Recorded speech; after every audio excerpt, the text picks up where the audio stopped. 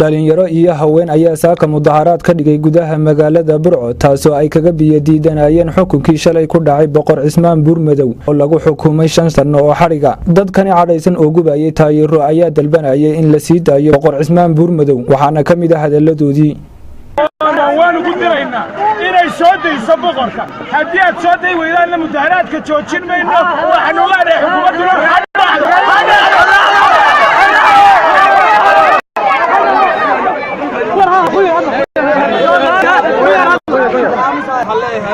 madaxda la iska xidhaa waa qalad waxa biyo waxa lagu hayay jirin oo ay budla qultay qofku shakhsi meel ku soo tagi kara madaxda waxa leeyahay la iska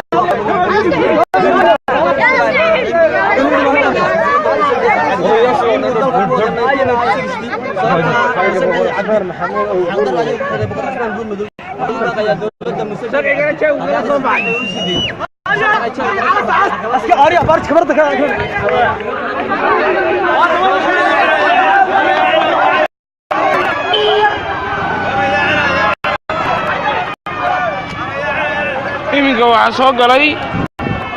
ciidamadii booliska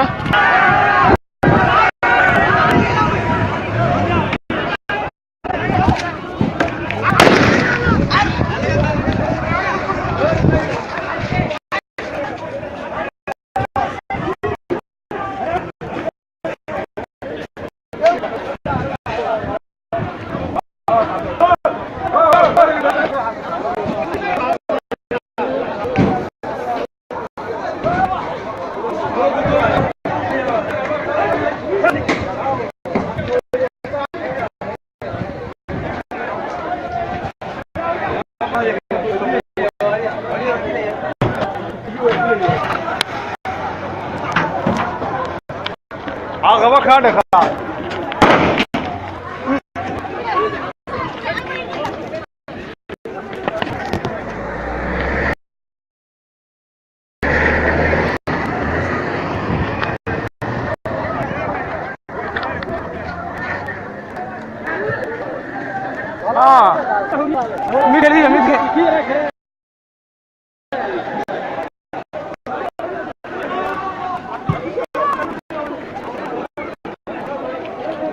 عسيق الله تحابي وريا جوكر